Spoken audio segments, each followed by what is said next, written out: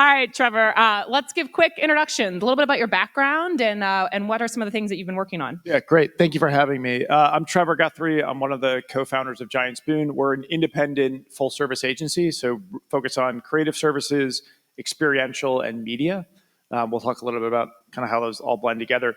My background before that, though, was in media. So I spent about a decade at Omnicom. I was specifically at OMD doing digital media, and then I evolved to sort of run their innovation team. So looking at creative uses for media and then looking at technology as a way to tell stories for brands. Okay. So I think we've all seen firsthand the pressure of trying to show up in every single media channel for a particular activation, right? This idea of a 360 campaign. Do you believe that's the right approach? At our business at Giant Spoon, we love and we see the effectiveness of when you're adding channels, what happens to messaging and the compounding effectiveness of that. At our business, though, we start with the idea. And so like we're really focused on this idea of like idea-centric planning. And so when we're sitting down to craft things, and this is where I think this marriage of creative, experiential, media kind of come together, and how we work fluidly in kind of our system is like the idea, the creative is very much leading a lot of the work that we're doing. And media is an essential key part of that. So it's not like a creative team is leading, the idea is leading, and it's our expectation at our business that the media teams are creative and the media teams are engaging to like accelerate that idea. So when you get a brief, right, does the idea in the brief itself, or how are you dissecting the brief to kind of pull out where do we activate, what are we trying to do, where does this idea come from? We split it up in kind of like two categories. And there's a lot of stuff that goes into sort of how we're developing an idea, but I think we're at a broad level, we're thinking about impact and effectiveness. Those are like kind of two categories as we're trying to break it up and come up with notes. And there's a whole creative process too that is more about white space and identifying like cross-sectional areas, and we call it like mapping of dots and culture, and how we can think about bringing sort of unique story into what we're doing. So there's a lot of stuff that's there. But on the impact level, and this I think relates to media specifically, we are constantly, and I think this is a theme in the room for independent agencies or smaller groups, like we are trying to moneyball the system as hard as we can. And so impact for us is very much about how do we find places and spaces where the brand, the idea can show up in a really provocative way or a really impactful way. And it could be, we're going to talk about work for HBO, but it could be big things that we're doing, but it also could just be really smart strategy or really smart buying principles. How do we look at it in other ways and use all the knowledge that we have and targeting and thinking around stuff to build impact? And then effectiveness is about being effective advertising. Like we are ultimately held to sales and business metrics, and we're always kind of thinking about that. So it's never, there's a lot of measurement stuff, but like we have to drive business forward for the partners that we work with. And so we're kind of balancing those two things. Yeah, let's take a look at one of my favorite examples of y'all's about impact. And it was for the House of Dragon campaign that you guys ran last year, where you literally put dragons on top of the Empire State Building and you raised the banners around all of it. Now, before we go on, I have to know, because it will change the complete trajectory of this conversation, Aegon or Rhaenyra?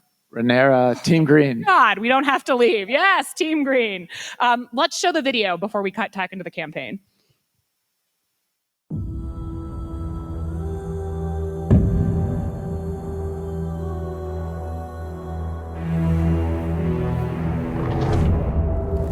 The first season of House of the Dragon was a global phenomenon. The biggest series premiere in HBO's history. But after a 2-year hiatus, pop culture needed to be reignited. So ahead of season 2, when all of Westeros must choose a side in a brewing civil war, we needed everyone to do the same. You must choose green or black, which team will lose. The fire was lit with HBO's first ever dueling green and black trailers. There are two sides to every story. Watch both and choose a side. But to truly spark the rivalry, the world needed to do one thing: raise your banners. So we fanned the flames from Comic-Con to Coachella. AI, to IRL, sports teams to drag queens, rallying everyone to bend the knee for Team Green or Team Black. Then on Premiere Week, we set the world ablaze as New York's most iconic institutions, famous bridges, and local businesses pledged for King Aegon or Queen Rhaenyra. From there, the rivalry spread across the globe as more than 20 countries joined the call to arms. From gloriously real Thought it was fake. to good CGI Up on iconic landmarks across the country. to real to maybe fake to real as hell. On premiere day, New Yorkers awoke to a transformed skyline. A 270-foot dragon, as big as a city block, landed as an unprecedented spectacle and final declaration for Team Green. Take a look at the 270-foot dragon wrapped around one of the country's most iconic skyscrapers, the Empire State Building. We challenged the world to raise their banners, and the world answered. Game of Thrones marketing campaign is genius. Put a dragon on the Empire State Building. So I think we can comfortably say that the marketing for House of the Dragon Season 2 has been the best of the year. Team Black, let's go. This is the coolest thing ever. Proving once and for all, when it comes to the Iron Throne, all must choose. Dracarys, motherfuckers.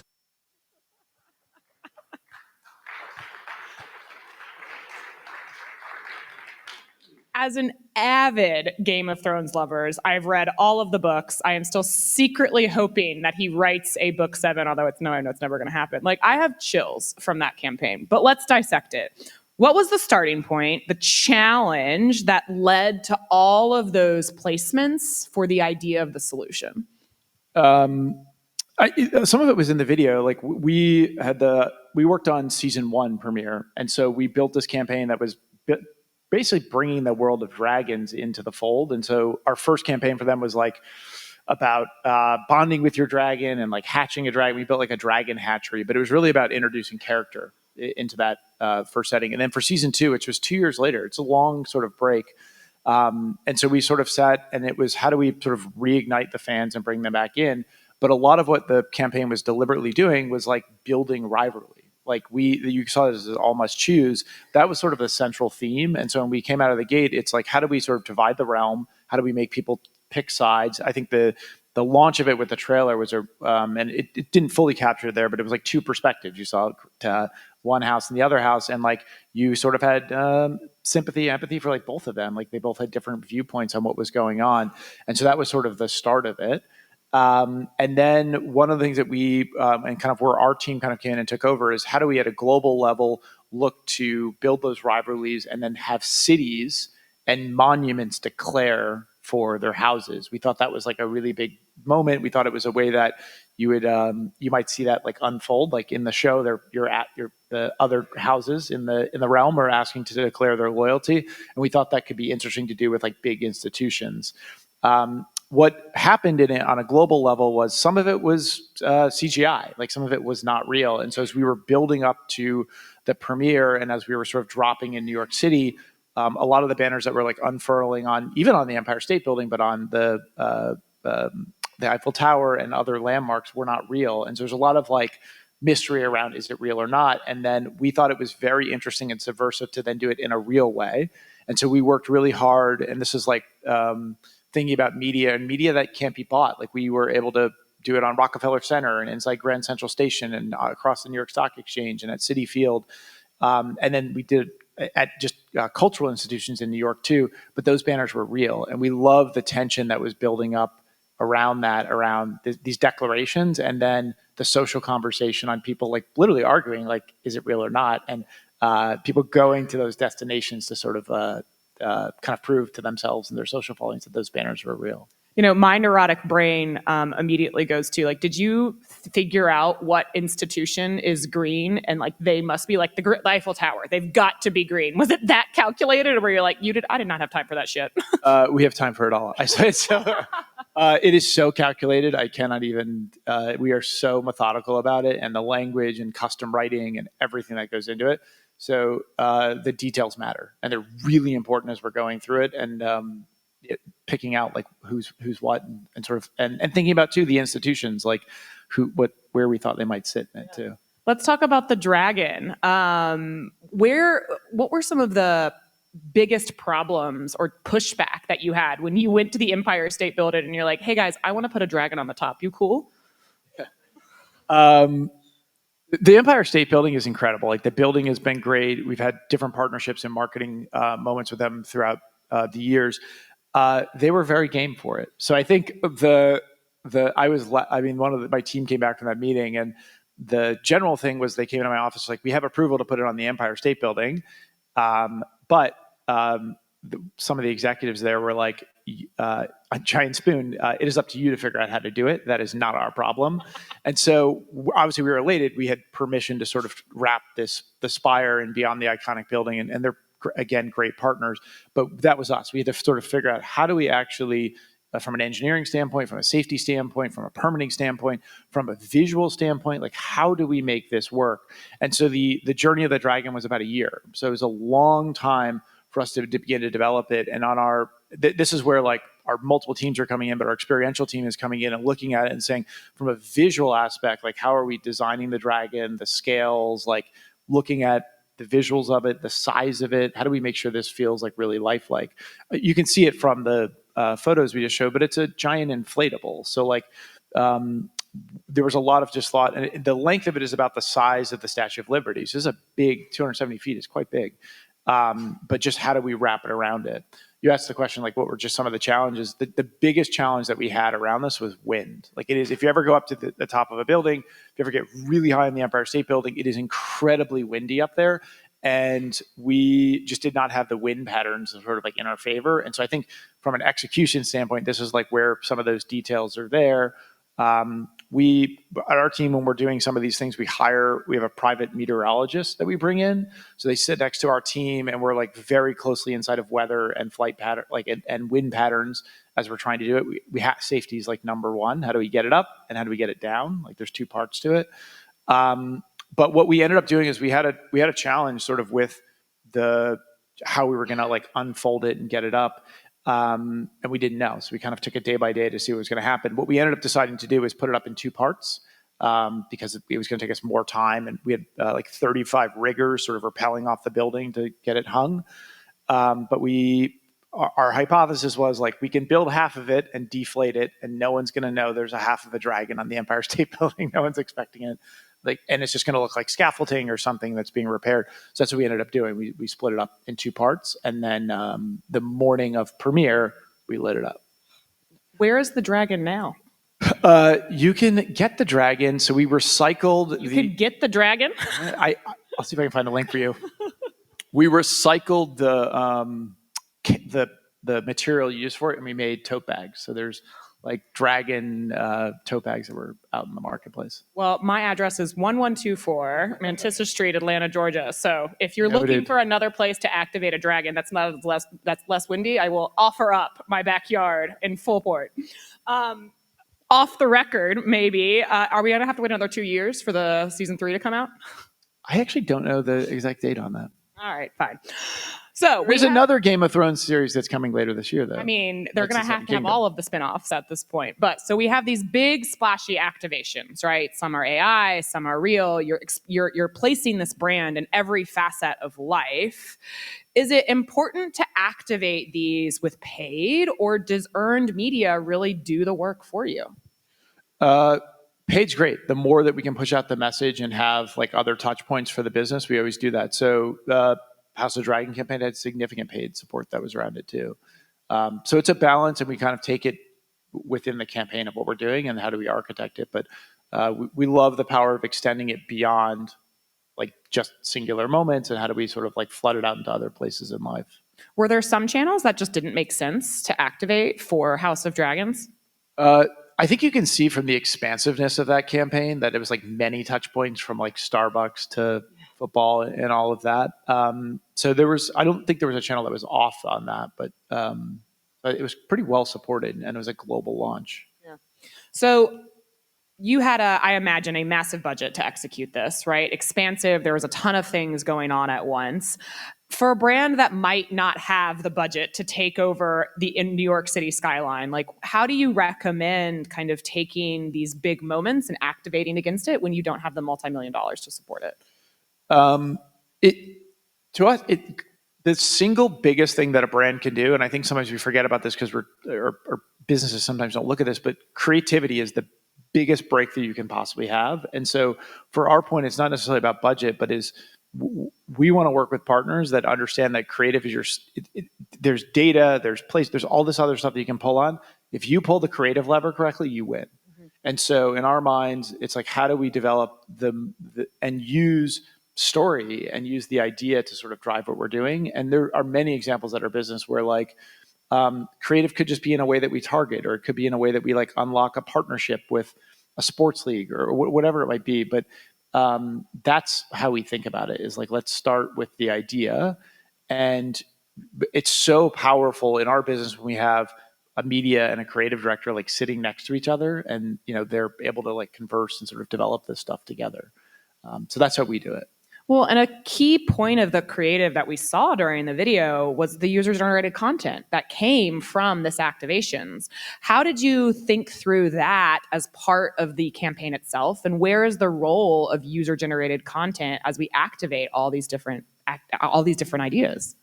We kind of thought in that one we were in some ways like dividing the realm and like putting controversy in, like, is it real, is it not? And there was this natural ability where we thought people would pick sides, like green, black.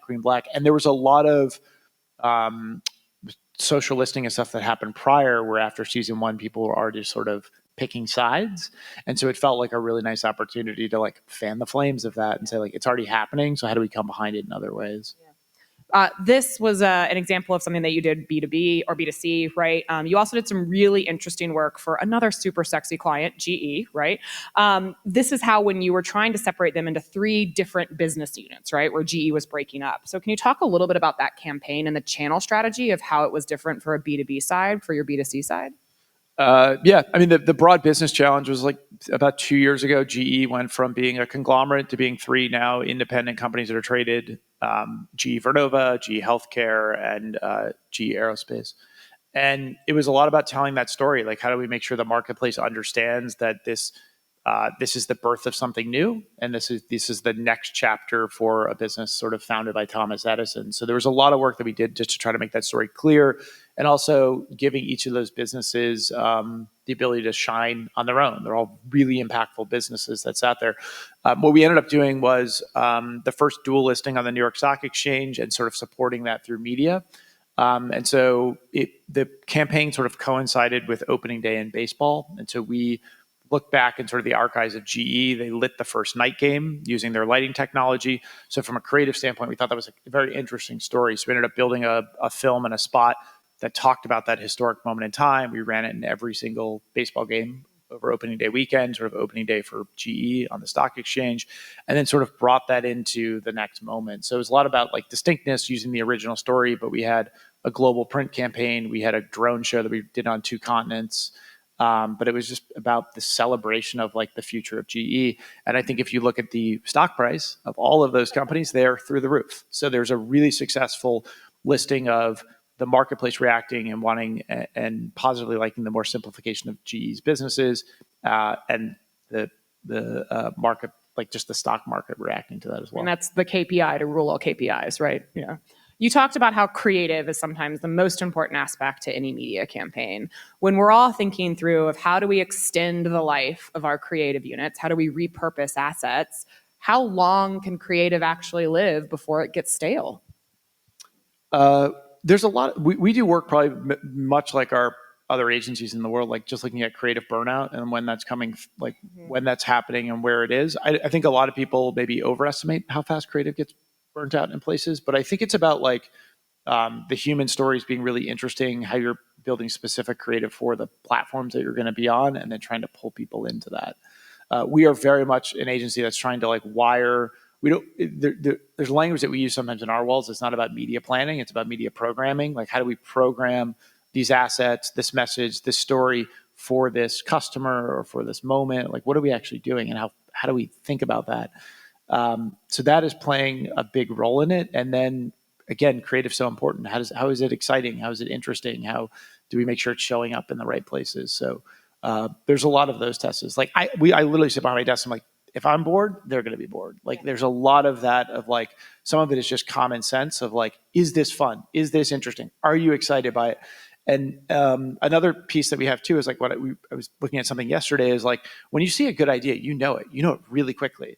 And then the other thing that enables you to do is you can develop, if you've seen it, like 10 other ideas off a really good platform.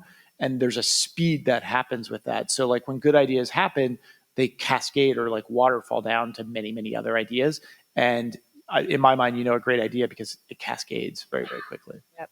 Last question before I'll open it up to the crew. You talked about impressions served for the House of Dragons campaign. You talked about the GE stock price when it came to the GE campaign. What changes to measurement have you been thinking about as you start activating in all of these different types of media where the last kick attribution is not always there to measure? Yeah, we are very much in the business of expanding the way that people experience brands. So we are trying to build these expansive stories and think about broader canvases so how things can show up. What we did for the House of the Dragon campaign, there's no measurement for putting a dragon on the Empire State Building. But what we did is we fielded a bunch of custom measurement around that and just sort of looking at the additive impact of people who are exposed, knew about, saw. If you saw it in person, absolutely. What did that do to their propensity to tune in, to their fandom, all of that? And it's through the roof. Yeah. So we know when we look at these like additive measures or like things that maybe don't fit neatly into a media bucket, there are ways to measure it. We do custom research to show that. And there's a compounding effect of the media plan that we're building. I think you see it in the results too. It's the greatest premiere in Max history. So it did its work. Questions for Trevor?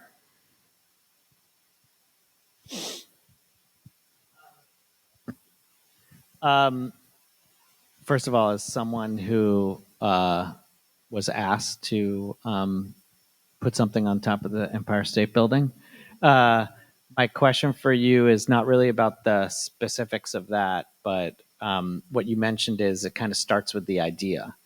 And so how do you kind of steer the clients into better expressing an idea, right? Like an idea isn't, hey, let's do something on the Empire State Building. I'm sure that's not how it started, although maybe it did. How do you kind of take like a brief that may be, not a creative idea that you can work with and then kind of shape it into a creative idea? Like I'm sure the more the creative idea is the black versus green. Yeah.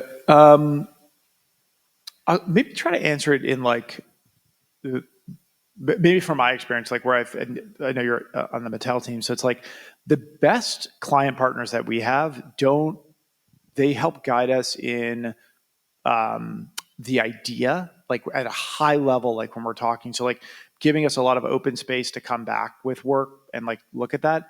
And then trying to, all the details, like the rigging, the 35 people, well, that's my job. And so it's like, I will promise you that we'll figure that out. But I think when we're working with some of those partners is that it's helpful at the highest level to kind of guide us on those things about like the idea and the integrity of it. There's clients sometimes where we get too far down into like the making of the soup. Like I make the soup, I need to, but like you have, as a partner, it's like, tell me the flavor, the rest, like let's get back up to that. So sometimes that's helpful from like just a partner standpoint and helping me see things that like maybe we wouldn't know, like organizationally or culturally, or things that we have to watch out for. I think that's a part of it. And then it's just a client should expect to be delighted and surprised by the ideas. And so I think that is an expectation that is so fair. And like on the other side of the table, it's like, tell me the problem. I know we all hear this, but and then see what we come back with, and like try not to like box us in on the space or what it is. That's usually how we get to really good work. And then there's a ton of trust. Like we are very appreciative of the relationship with HBO. It's an 8-year-old relationship. We've done crazy stuff for them. And I think they know when we say like we can do that we're actually going to like get them to the other side of it. So I don't think they ask questions, don't get me wrong, but it's more once we have the idea, there's this like when my team told me they were going to put a dragon on top of the Empire State Building, like my first question was not really how. It was like just trying to build, like getting to another place with it. But I was I almost fell out of my chair. I mean, it was such a crazy idea, and then we got the approval to do it. So it was just kind of operating in sort of that place. Brad Pitzik. I'm from 62 Above, small agency in San Diego.